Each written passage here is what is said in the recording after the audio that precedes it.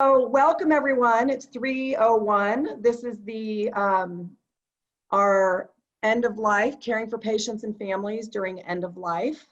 And this is a 3-part mini series. I will make sure. A couple of housekeeping things.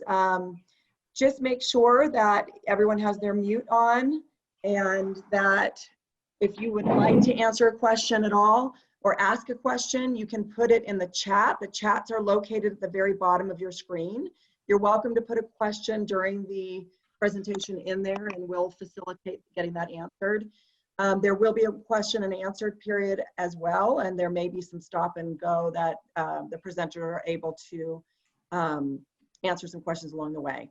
Another option is that you can put your view onto speaker view, and then you're just seeing the presenter at that one time. Couple other things. I'll go ahead and introduce our speakers. This mini series is, the first one was August 20th. The second one is today, and the topic today is medication support for end of life, symptom management, and discussion of comfort care and order sets. We do have 3 presenters from the University of Utah. We have Rachel Montague. She's a APRN, and she's worked as a nurse practitioner with the supportive oncology and survivorship, the SOS team at the Huntsman Center for the past 4 years. Rachel obtained her BSN from Westminster and Salt Lake City in 2010, and she's worked in numerous states, serving in various nursing roles, including surgical oncology, intensive care unit, and pediatric craniofacial plastic surgery. She received her MSN as a family nurse practitioner from the University of Texas at Austin, and was followed by a postmaster certificate in psychiatric mental health nurse practitioner from Johns Hopkins University in Baltimore. She's a certified as a hospice and palliative nurse practitioner and enjoys the outdoors of Utah and the surrounding areas. Welcome, Rachel, and thank you for presenting. We've also got Jaclyn Piper-Williams, who's also an APRN from the University of Utah. She has worked as a nurse practitioner at the Huntsman Cancer Institute in supportive oncology and survivorship, which is the SOS team. She enjoys working with patients throughout the cancer journey to maximize their quality of life through pain and symptom management. She completed her Bachelor of Science from Westminster College in 2008, and also her Master's of Science from Westminster in 2015. She spent the previous 8 years of her nursing career specializing in hospice and palliative medicine. Tonya Smith is a PharmD, and she's also with us today. She's the Director of Research and Development at the Odyssey House of Utah, and is the owner of Clinical Therapist. I might have the wrong, do I have that one here? I think that, is that you? Tonya? Anyway, she's currently working, this is not you, I copied it from someone else. So Tonya, you are a PharmD and you are not a social worker. I have somebody else's bio, but she also works, I'll let her in the SOS team. Anyway, thank you very much for presenting, and I'll go ahead and let whoever of the 3 of you is starting. Yeah. Go ahead and do it. Thank you, Linda. So I'm Rachel Montague. I'm, like Linda said, one of the nurse practitioners here with the supportive oncology team at the Huntsman Cancer Hospital in Salt Lake. And we are really excited to be here today. I think, you know, this is something that we deal with a lot on our team and with providers on our team. But more so, we're just excited to hear from you guys and get a sense of what, you know, your experiences are. We know that talking about medications can be kind of boring, so we're hoping to keep it as lighthearted and you know, exciting as possible. So let's get started. So a couple of objectives today. We're going to just go over the most common and distressing symptoms surrounding death.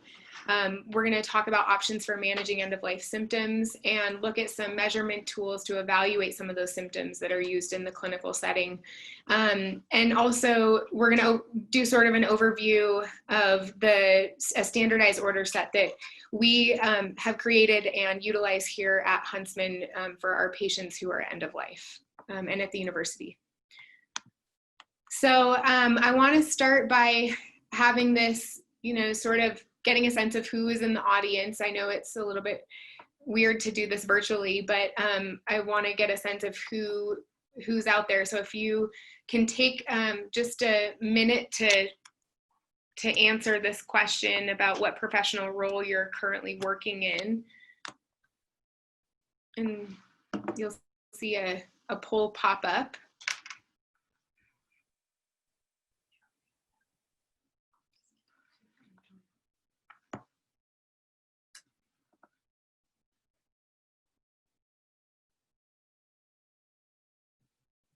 Give you just a few more seconds.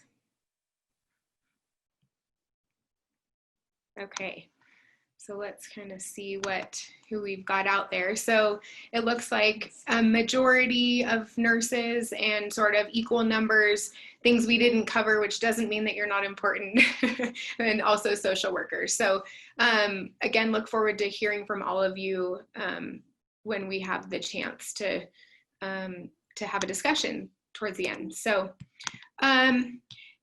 this is, again, like I said, lectures can be tiresome and boring, and the hope is that this is something that comes useful for you. So, you know, one of the things that we recognize is that everybody's practice setting is different. You know, the things we talk about today are coming from our experience working here, but there are a lot of different practice settings and expertise. And so some of this information may be review, some of it may be entirely new, but the hope is that we can go over some of this content and keep you engaged, talk about some case studies, and, you know, learn from each other. I think, you know, again, this is something that you really had asked for, and we want it to be the most helpful that it can be. So with that being said, if you have burning questions that come up along the way, feel free to use the chat to ask them, and one of our, someone will try and keep track of that. Otherwise, you know, save them for the end, maybe write them down. And if you can, turn on your camera. And it's really weird to look into the abyss and not have anybody there. So turn your camera on and feel free to engage as much as you feel comfortable. And then in the meantime, I want you to kind of think about maybe a patient experience that, or, you know, or a clinical experience or an encounter that you've had with a patient or family who maybe was nearing end of life or was at end of life, and something that maybe was challenging or something that maybe went well and why. And then at the end, we'll be able to go over some of those things. So another poll. What do you think the most prevalent symptoms are as a person nears the end of their life, or when they're in that active end of life phase? Take a few seconds to answer the poll question.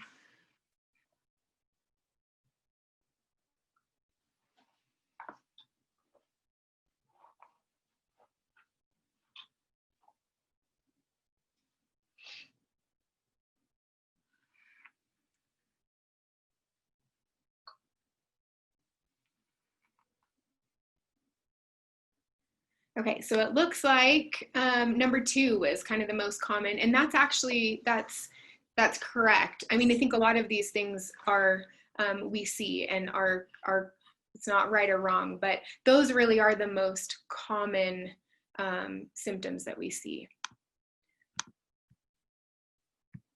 So we're gonna start with pain at the end of life. So pain can be defined as an unpleasant sensory or emotional experience. So it's a sensation that's very subjective, and sometimes there are objective or observational ways that we assess a person's pain, but it has potential to cause a lot of distress and suffering. It's a common symptom at end of life, up to, you know, close to 100% of patients. Obviously not everyone, but it's something that we see a lot in our population, and it's something that we deal with a lot and help try and manage. And so when we think about why all this pain, you know, there are a number of reasons. Oftentimes providers, whether that's a nurse practitioner, a physician, or a physician assistant, who are managing or taking care of these patients are not fully trained in like a thorough assessment and treatment. Oftentimes the people like the nurses and the nurses' assistants and the social workers and a lot of the staff that are working with these people in the hospital have a far better and clear understanding of this person's, what they're experiencing, and able to make those observations, and they really engage in those conversations with patients. So there are some misconceptions about how we manage pain, and specifically opioid pain medication, that makes it a little bit difficult sometimes to navigate how to, treat someone's pain, to minimize suffering, but recognize that there are fears like, is this gonna make my loved one die faster? Is this something they're gonna get addicted to? We also know that there are different types of illnesses that have different types of pain, and they manifest in different ways. So all of those things need to be considered. So when we talk about opioid use at the end of life, this is something that, I think, again, that's one of the most common ways we treat pain. Some misconceptions here, if they're properly dosed, they don't cause patients to stop breathing. Are there times when respiratory depression happens? Of course, but they don't lead to addiction, they don't hasten death, and they don't cause euphoria at the end of life if they are dosed appropriately and administered in a way that with an understanding of what a patient's goals are and what the expectation is of the medicine.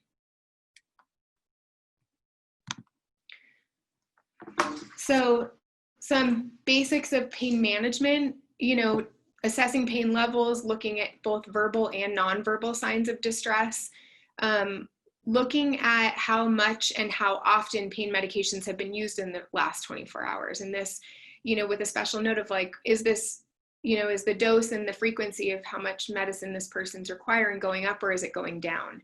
And knowing what their subjective pain report is over the last 24 hours, whether that's them telling you verbally or using a scale for nonverbal assessments. And I think what this is important for, again, the population that you are, which is the people who are at the bedside with these people, with these patients, far more often than many times myself or a provider who's writing the orders for these people. So, actively dying patients and their families should never hear it's not time for pain medicine. If you're seeing pain, they're complaining of pain, that's a time for you to really advocate for that patient and get a hold of whoever is in charge of, writing their prescriptions and managing their medications while they're in the hospital. So this is an example. I bet many of you are familiar with or have at least heard of the FLAC nonverbal pain assessment. This is a way to look at a person who can't communicate with you and get a sense of whether they are experiencing pain. And so this is just sort of an example of a way to measure. I'm not sure what you have in your own settings, but this is something that is used a lot in pediatrics, but can be really useful also for people at end of life. So the goal of medications, pain medications in palliative care is to use the least number or lowest dose of medications to achieve the maximum benefit for the patients. So sometimes we use medications for their side effects.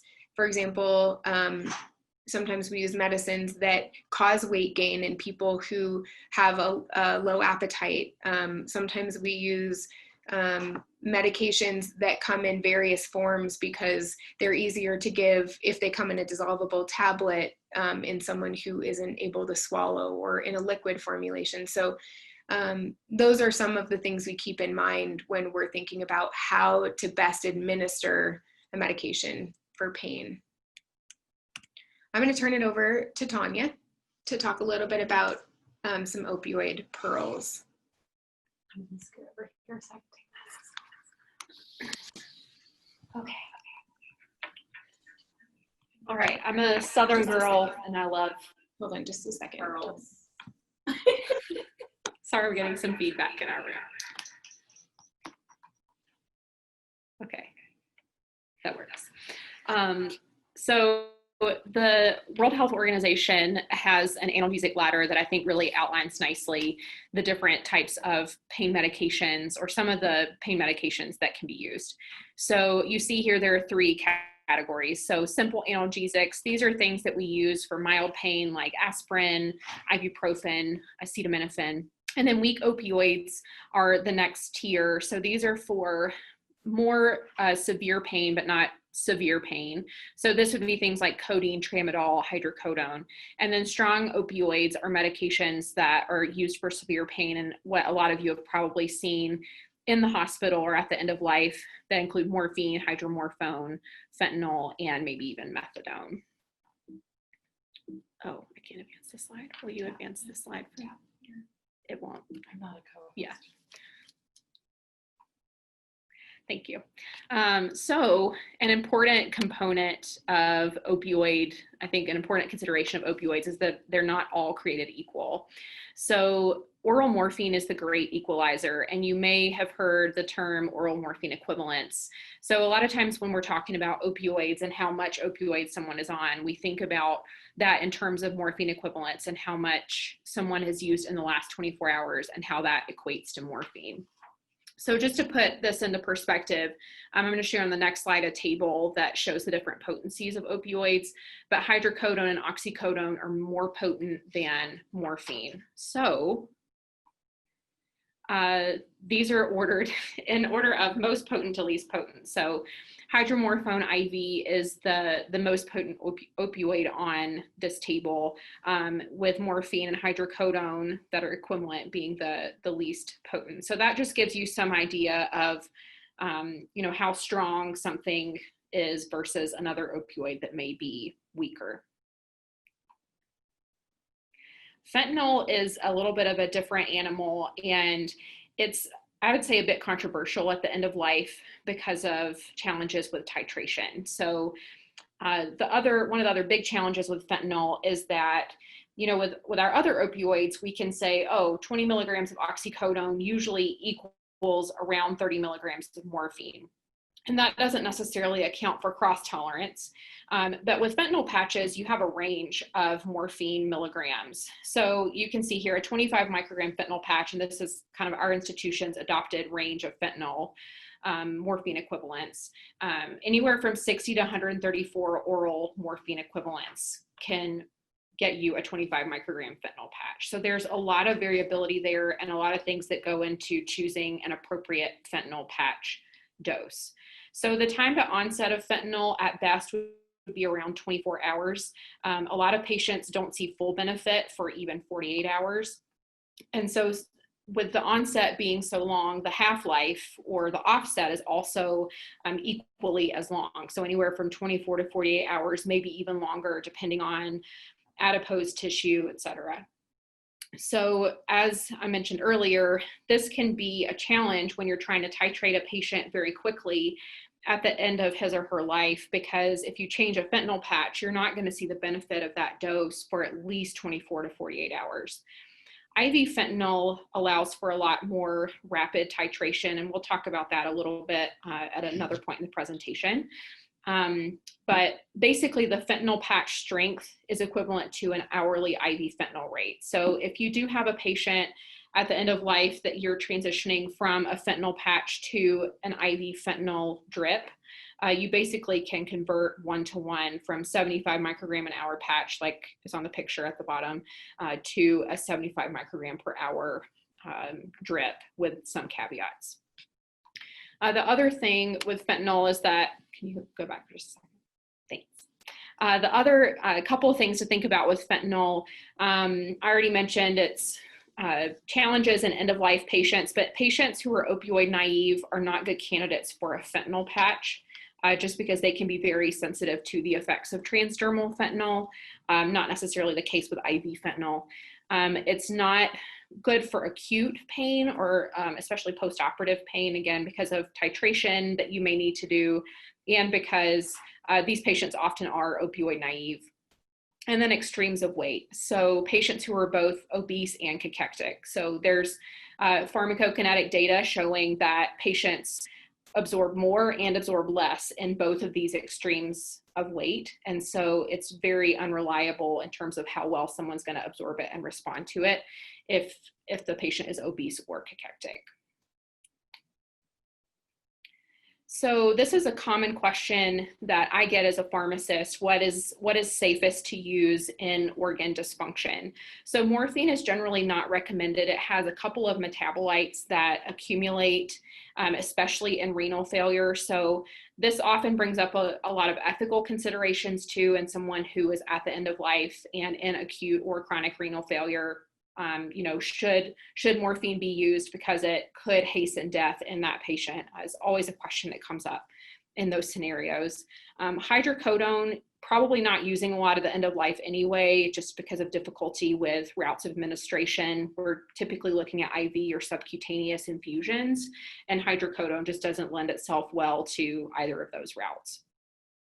Hydromorphone, or Dilaudid, I jokingly call it vitamin D because a lot of patients really love it for different reasons. Hydromorphone is often preferred in renal impairment. Oxycodone can be used both in hepatic and renal impairment, but should be done cautiously. Methadone is a drug that's used a lot at the end of life that is safe in renal impairment, but has some similar titration challenges with fentanyl and should not be used willy-nilly. There definitely should be someone with pain training or specialized training in managing methadone involved in that.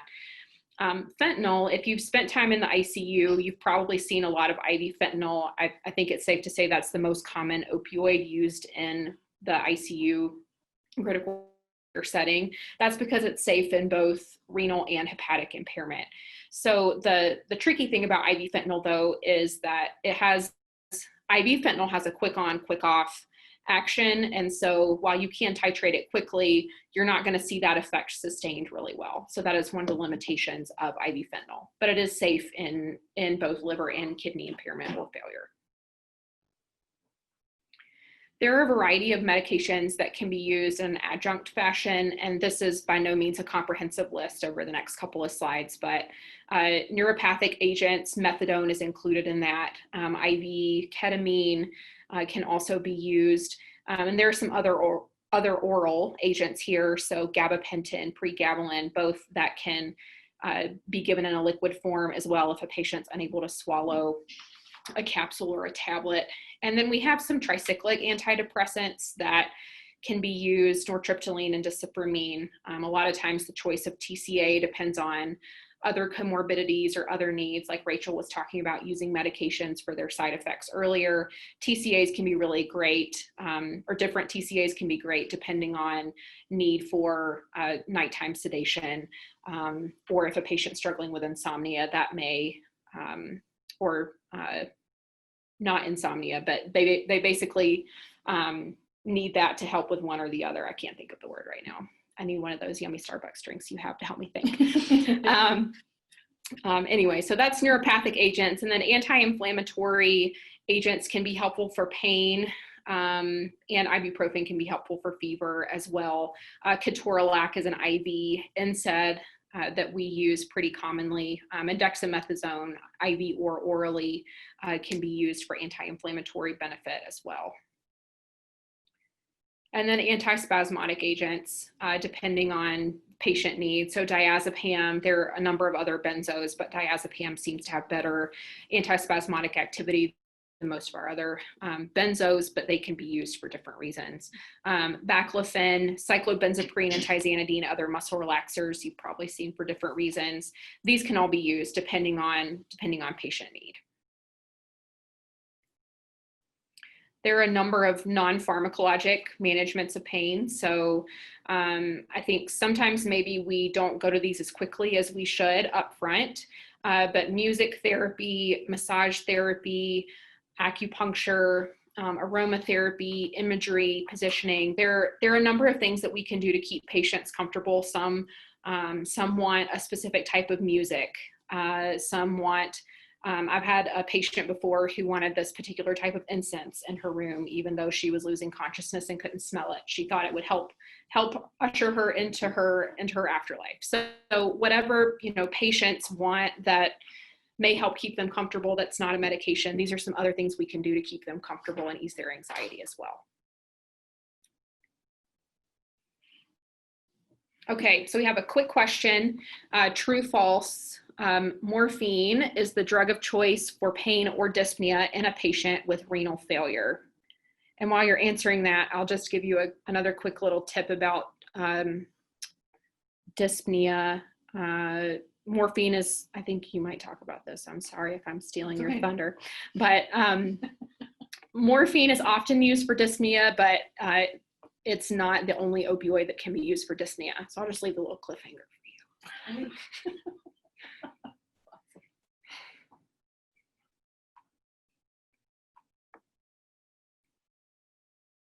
Great. All right, So let's see what people came up with. So the answers. There we go. So just as a reminder, in a patient with renal failure or renal insufficiency, morphine is not the drug of choice because of the potential for metabolites to cause more confusion and just not be the best choice for of an opiate for those patients. So, all right, so let's talk a little bit about dyspnea.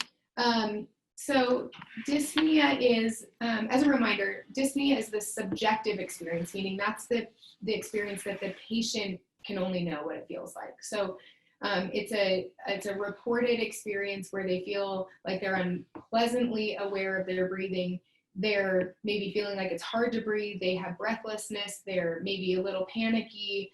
And then that, what we see is the objective part, which is respiratory distress, which is something we witness, and maybe that we're going to talk a little bit about what that might look like. But the pathology of dyspnea, the kind of reason why dyspnea occurs is there's this mismatch between the respiratory motor activity and actual messages that the body's getting. Sometimes that's from, we're going to talk about a number of reasons why that can happen, but there are a lot of causes of both respiratory distress that we witness and the subjective experience of dyspnea. So in end-of-life patients, if I may interject real quickly, people will experience this at some point in time. And so it becomes a really high priority symptom for us to focus on. Sorry, just a moment. Okay, so this just gives you kind of an example that there are lots and lots of different reasons, and this list, like Tonya said, is not exhaustive. There are other reasons why, certainly, but these are some of the most common ones. So what happens in dyspnea? What do we see, and what may tell us at the bedside that our patient is experiencing dyspnea, especially if they're not able to tell us and communicate the sensation that they're feeling. So oftentimes they have an increased rate of breathing, and that's in response to low oxygen levels. Sometimes that's in response to having a lot of secretions or having fluid collection in their lungs. They have some color changes that we see. They become cyanotic. They experience grunting, or the pattern of their breathing changes where there's a lot more effort that's required. This is similar to if you've ever seen someone who has COPD, or someone who is sitting in a tripod position with their hands on their knees or leaning forward because they are trying to catch their breath. That's, that is one of the ways that people sort of compensate for feeling like they're unable to breathe. They sometimes can have retractions, meaning that, you're seeing a lot of effort and they have visible changes in their chest. They can have sweating. It's a lot of work to not feel like you can breathe. And sometimes people get diaphoretic. And again, this body position where they may lean forward to help them take deeper breaths and help their lungs expand easier. So the risk for dyspnea increases the patient's ability to reliably report that, right? So as they get have more and more difficulty breathing, they're going to be less and less able to tell you that. And so it really comes down to relying on you and your colleagues and the family, if family can be there, or the people around you, to observe for these things and help, you know, again, advocate for what you can do to help ease some of that distress. This is just an example of a respiratory distress scale that is used in some places that, again, look at kind of objective things that you are seeing that are not being reported that can help you understand whether this is someone who's experiencing mild, like no distress, mild distress, moderate, or severe distress, which is a palliative and end-of-life emergency. So the way we treat dyspnea is by the drug of choice is with opiates. And that can get really kind of weird and uncomfortable for people if you're not used to managing or seeing people at the end of life, because it's a common worry about that respiratory depression and things like that. But really, that is the mainstay of treatment. We also have some other medications, classes of medications we can use, you can see there. And then I think one of the things that as caregivers and as nurses and as, nurses assistants or social workers, just anyone, non-pharmacologic things like help someone sit upright, think about, could they have a fan at their bedside? Is oxygen something that would be helpful? And that is a whole nother topic we're not going to talk about today, but at end of life, that can be, again, a really controversial thing, but there are times when that is appropriate. So just a reminder to just keep calm and breathe, which is easy for us to say, but what happens when you have a lot of secretions and you can't breathe? So I'm going to turn the time over to Jaclyn here. This means I get to take my mask off for a moment because everyone else is going to take it. Well, hi, everyone. I'm Jaclyn. Thank you so much for having me, us, actually. It's kind of interesting to be in a shared room with several computers and try to navigate masks and everything else in the strange time of COVID. So, Hey, Jaclyn. So I'm going to talk today a little bit. There we go. Jaclyn, you hear me okay? And the reason I like to call it secretions is because the term death rattle, have I been muted this whole time? No, but there we go. We had the wrong camera going, so we're in good shape I now. think I've been muted. Hopefully you haven't been muted.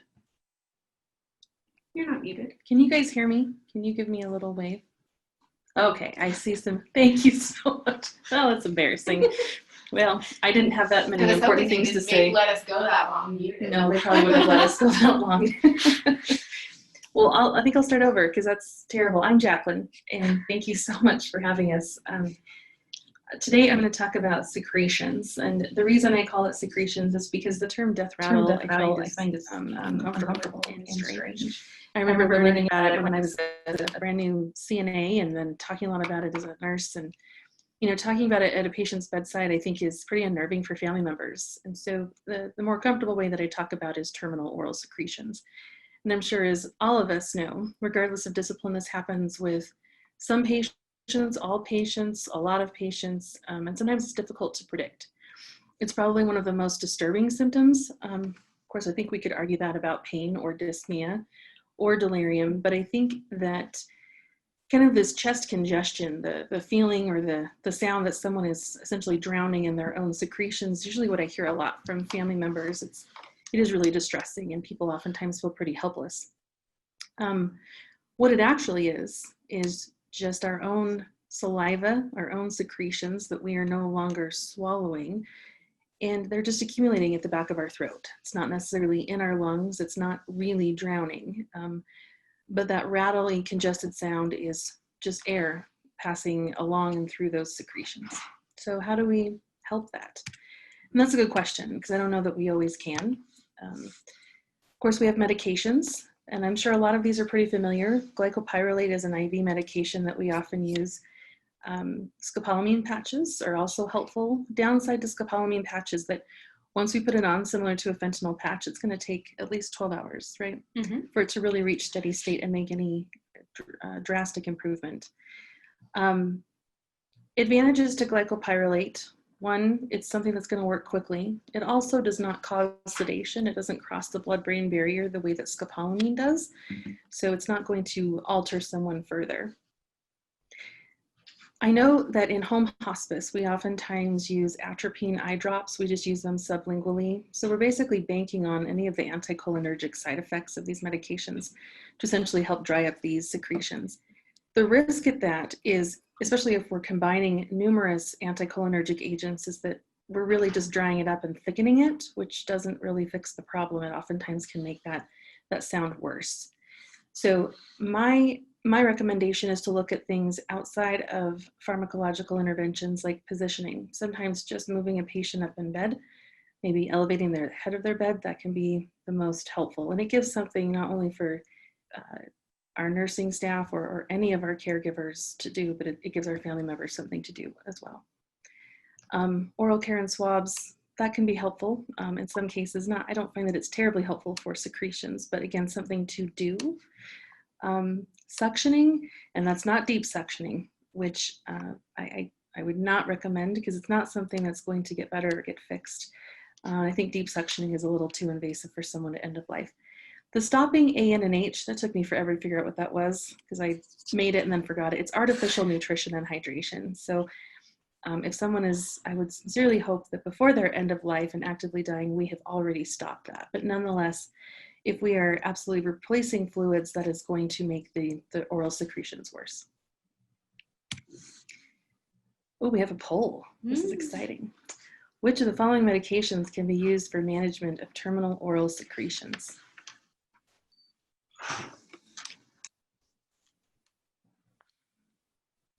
This is really exciting. I know this little poll.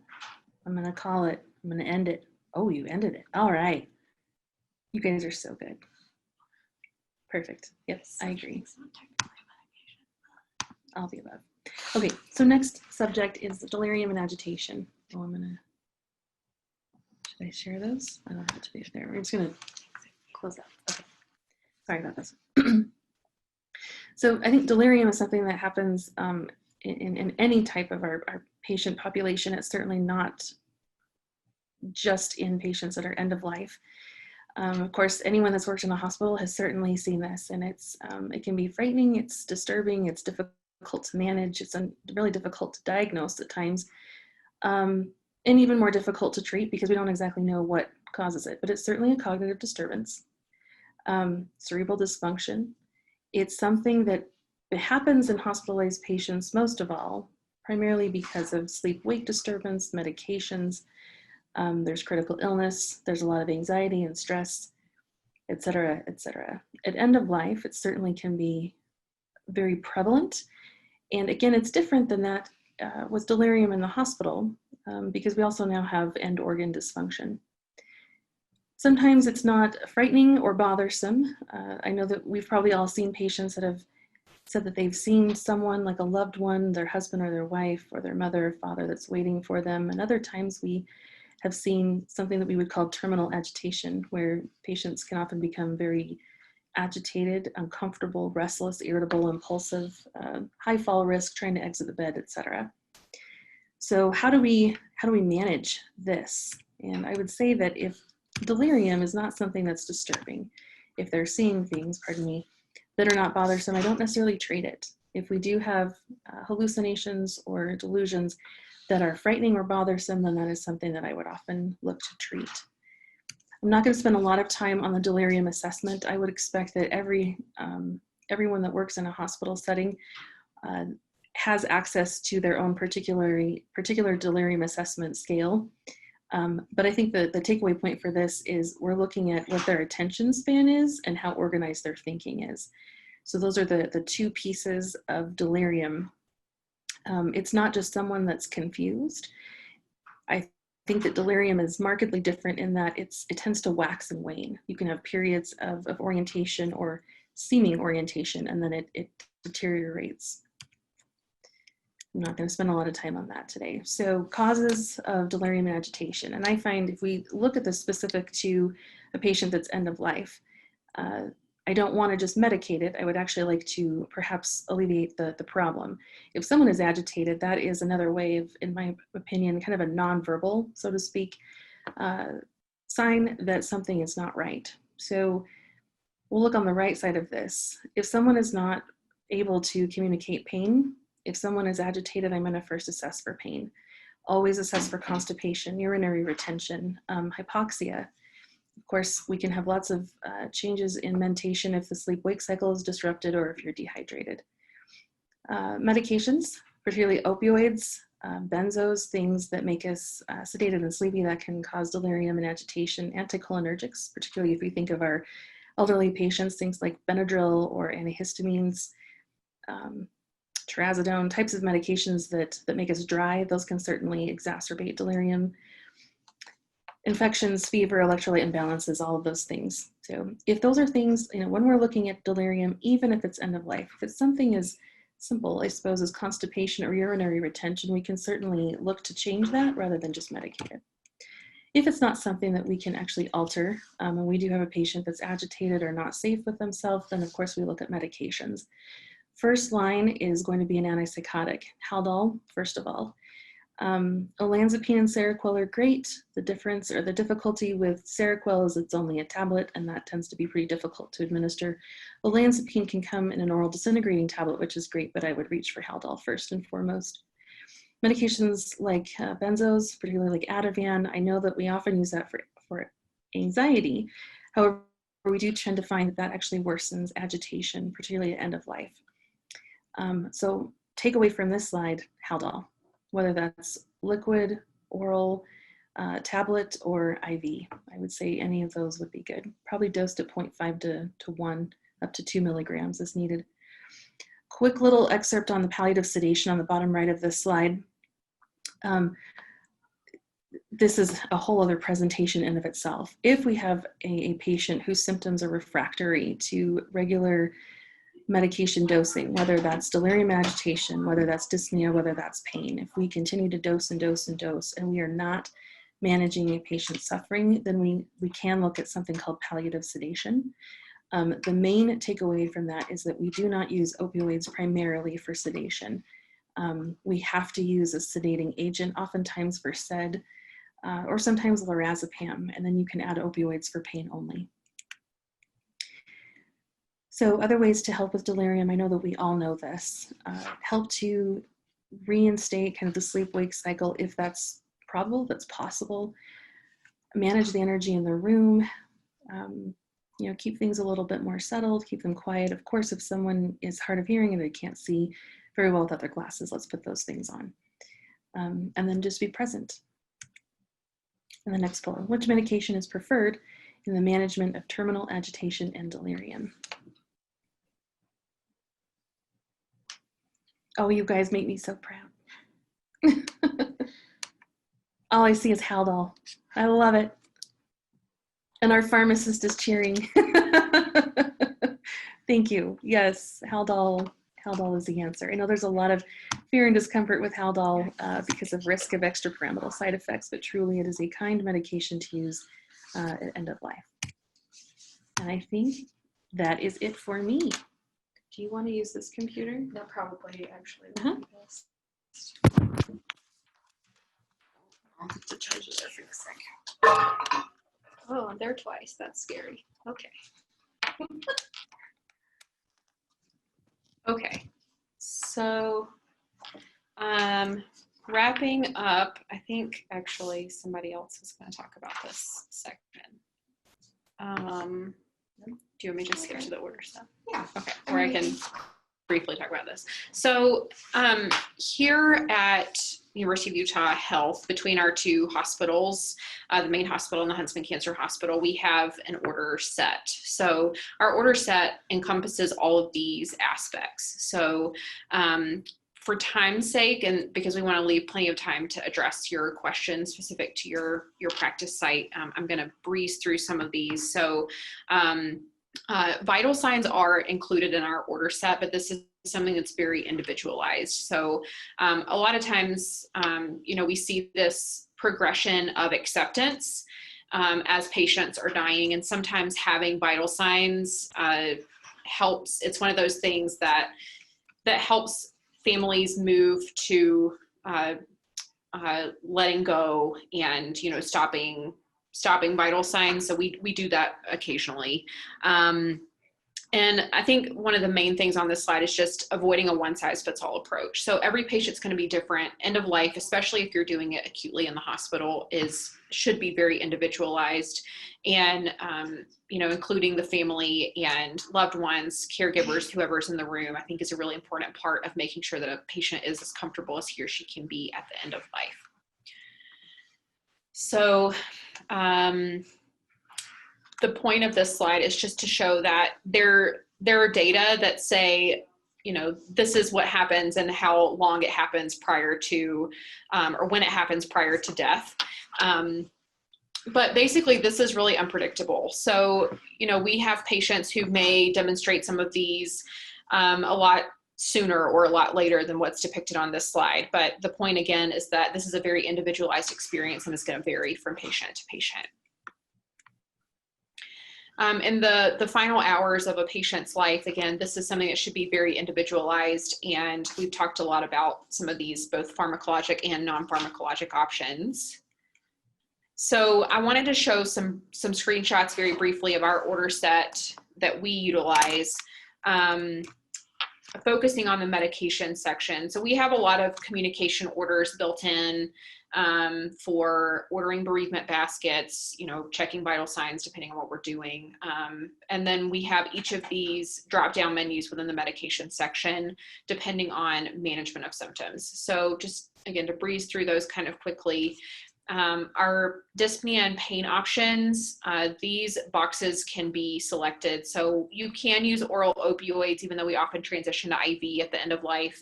But we have oral IV options, and then we have continuous infusion options. So hydromorphone, morphine, and fentanyl, we will choose one based on what medications have worked before, what medications a patient may be on already. And then, like we talked about before, organ function, preferring one depending on what is or isn't working. And we have a lot of autonomy that we give our nurses to increase the rates of these medications.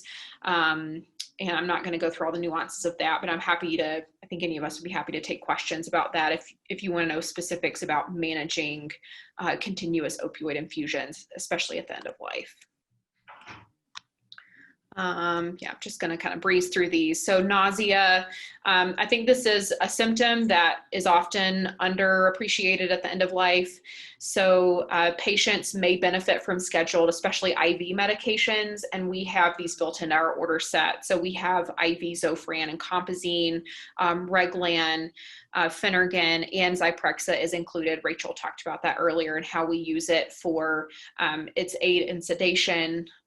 It may help with appetite if that's something that's important to a patient. With antiemetics, though, one thing to think about, if a patient has a bowel obstruction, we would probably avoid Reglan because that could precipitate a perforation, which could hasten death and would be an ethical problem. And then some of these can be more sedating than others. Zofran can be very constipating. So keeping in mind side effects when choosing medications is important in this category as well. Secretions, we've already talked about these. We actually have atropine eye drops that can be used as well. So those can be used sublingually, not put in the eyes for their secretions benefit, but that's another option as well. Agitation, Jaclyn beautifully covered that. So with that, did you have anything else that you were going to say? I think, here, I'll just pop on this one really quick. So I think the main thing is just, we want to thank you for taking the time out of your day to be here today, and thank you for asking us to be here. Linda's going to launch a poll just with a couple of questions about, kind of rating yourself on these topics. How comfortable are you beforehand and afterhand? And we really encourage you to take a few minutes to fill those out, because it's really helpful for, I think, both you to do as an assessment of your own knowledge and also areas for growth. And then it's helpful for us to know, for future future discussions, or just to know that this content is helpful. So take a few minutes to do that. And then we have a few minutes left, and we can, you can utilize the chat, or you can raise your hand. There's a little raise your hand option in Zoom. And we can, and you know, or just wave in your screen, and we can, you know, we'd love to answer questions or hear your, you know, experiences of maybe something that you wrote down when we started about a patient that, you know, that was Rachel, a there is success one or that question you struggled with. We'd love to hear from you. So we do have a question in the chat. Jeanette Bell, she wrote, can you give a brief overview of the current thinking about O2 at end of life? I know somebody had mentioned the idea that overview. Yeah, I mean, I'm happy to answer that. Okay, are we good? I think we're good. Okay. So yeah, I'm happy to just kind of speak to that, and we can open it up to us here. So you know, we have to navigate this a lot, especially with patients in the hospital who are at end of life or who are actively dying, but maybe have had they've come into the hospital with an acute issue, but they have an overlying sort of terminal illness, or and are facing end of life, but they've been on oxygen, and now people are like, do we continue this? How do we wean this? What do we do with this? So I think, you know, oftentimes if we have a sense that that person's, it's distressing that they're hypoxic, that is an indication that maybe it is for comfort. By having oxygen, it can maybe ease some of that dyspnea if it's from hypoxia or hypoxemia. But if it is a mechanism of their terminal illness, or, you know, if it's something, say, like pleural effusions, for example, where you have a lot of fluid accumulation in someone's lungs that is not going to improve, then the debate is, we really don't see a whole lot of utility in oxygen. Instead, our focus is shifted to managing the dyspnea and the respiratory distress that is secondary to that cause. So that's kind of, it's a very individual case-by-case basis, but I think, and do we have people who end up passing away in the hospital with an oxygen nasal cannula in place? Yeah, we do. So it's not a one-size-fits-all, and I think that caveat kind of goes for all of this information. And the moral of that is, it's a very case-by-case, dependent on a person's goals and the family's decision-making and discussions with them. So I don't know, do either of you, Jaclyn has something to add, so I'm going to turn it over to her. And we'll make sure that I'm still unmuted.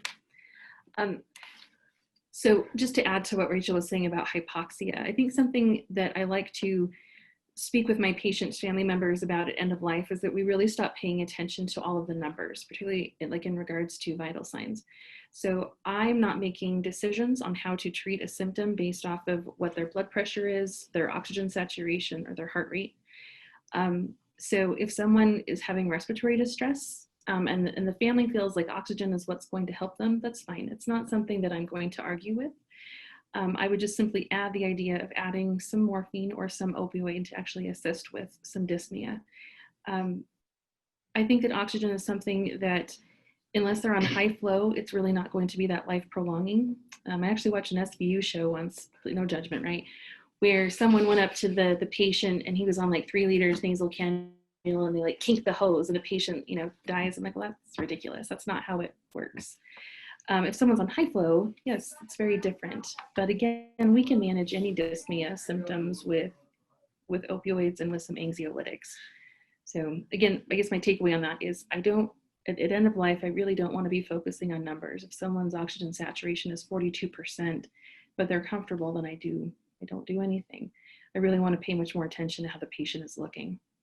And I think to add to that, to just reassurance for family about that, you know, I think I was just saying, to add to that, I think that's something that we our nurses and staff spend a lot of time with family members talking through is much like I think secretions is usually far more distressing for the people observing that than it is in fact for the person experiencing it to the best of our knowledge.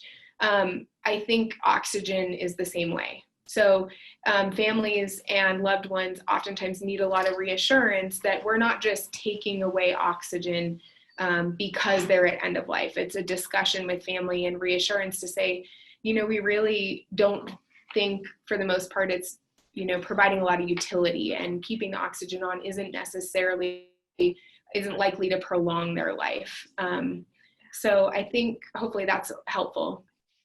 It looks like there's another question on here about a PDF or a document for the comfort care order set. And yeah, I think we can, we have something like that. We can come up with something. We'll, maybe Linda can capture the information of both Janet and Rochelle so that we can get that information to you as a reference. Yeah, we, I don't know, I can't remember if Tonya mentioned this, but that was designed out of kind of a quality improvement project and kind of a needs assessment from our hospital here at Huntsman and the university. And it came, a lot of that was sparked from an ask from nursing to say, you know, we have these patients who are at end of life and we get these orders, and depending on it, who, you know, John Doe puts it in or Jaclyn puts it in, it's different. And we don't know how, to titrate those. And we feel like maybe it's out of our scope, which is very appropriate, you know. And so there was a committee that came together to put together with the pharmacist and teams from both institutions and leadership and nurses to say, how do we standardize this a little bit with some built-in independent flexibility for each patient, but so there's less, you know, so that every patient at end of life has the opportunity to have symptom, you know, medications for dyspnea and nausea and agitation and pain, et cetera. Yeah, I'll work together with you and we'll come up with either something within the slide set, or a document. Great. And I will send it to everybody. I'll have everyone's email address. What other questions can we answer for y'all? I just will make one comment that make sure that all nurses that you fill out the end survey, everybody would be great, but if for nurse contact hours, you need to make sure that you do fill that out. If you have any other questions also that don't come up now, then you can also email myself and I will make sure you can email me, or we can make sure we get those questions.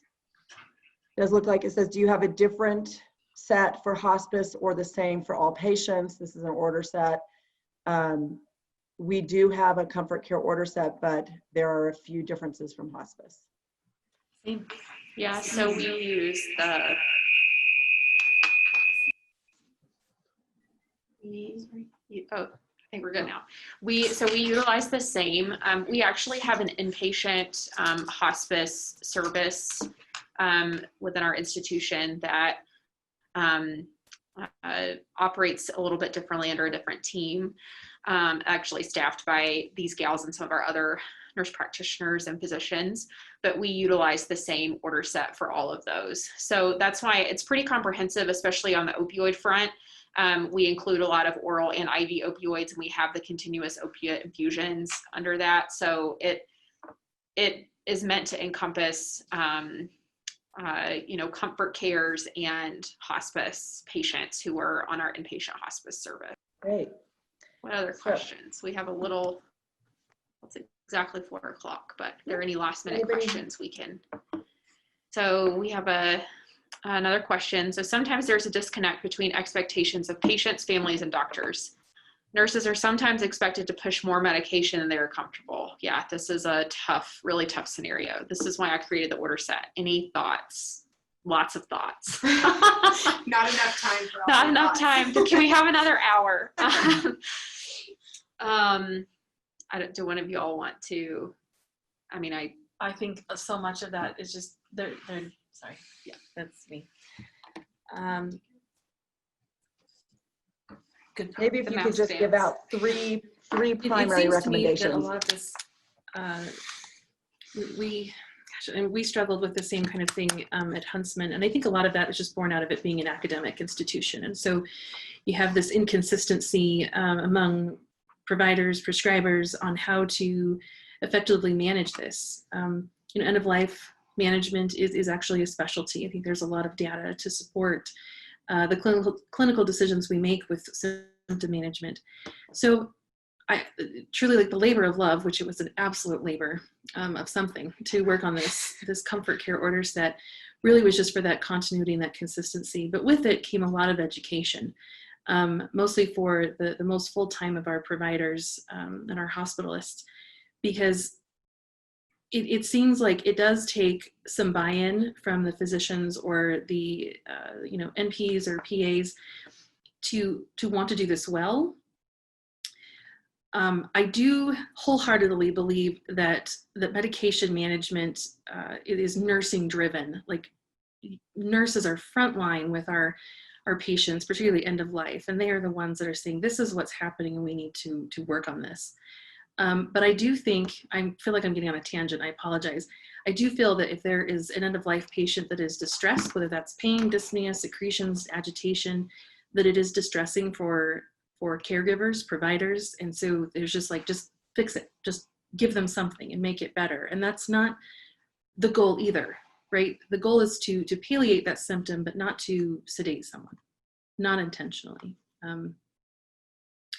So to answer your question, I think there's a large disconnect. I am hopeful that every time I see our new interns, our new residents come through, there's more interest in learning more about end-of-life care and palliative medicine. And I think that as time goes on, things will improve that way. But I think in the interim, having education for you and knowing how to do this, and then teaching our physicians, our nurse practitioners, our physician's assistants on the appropriate ways to do this, and that it's not assisted suicide. We are not putting someone to sleep, right? We are just palliating those symptoms. I'm really just rambling, but again, I think it just comes from, because it's passionate. Like, it's hard to not, I want to fix it. For a couple more hours. I think there's just a lot of education on how to manage these symptoms and manage the distress of the providers, because I think death for us as palliative providers is not the worst case scenario, but I think in non-palliative settings, death is something that we have been trained to not allow to happen. So that's a big paradigm shift. Thanks for letting me ramble. I think I'll just add something along with that, because I work directly with a lot of our, especially resident physicians and our inpatient APCs who are managing these patients and transitioning them. I think there's like Jaclyn said, there's a huge paradigm shift that has to happen from doing something. Like, there's a lot of, I think, control and action that even at the end of life that, we think that we have to be doing something. And a lot of times doing something includes doing nothing or doing less. And that's a hard conversation to have sometimes with a provider, but it's really important. And I think, our nurses, especially on our floor where we see a lot of these patients, are very empowered. I think they've been empowered by their management and by our physicians on the floor too, to advocate for their patients. So I would encourage you to just trust the knowledge and experience that you have, and trust that the patient better than most of your providers do, and to feel confident in advocating for your patients and for what they need.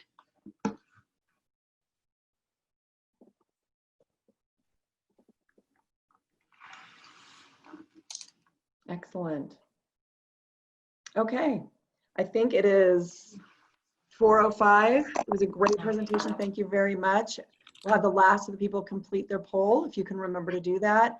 And we'll plan on seeing some of you again next week on September 3rd.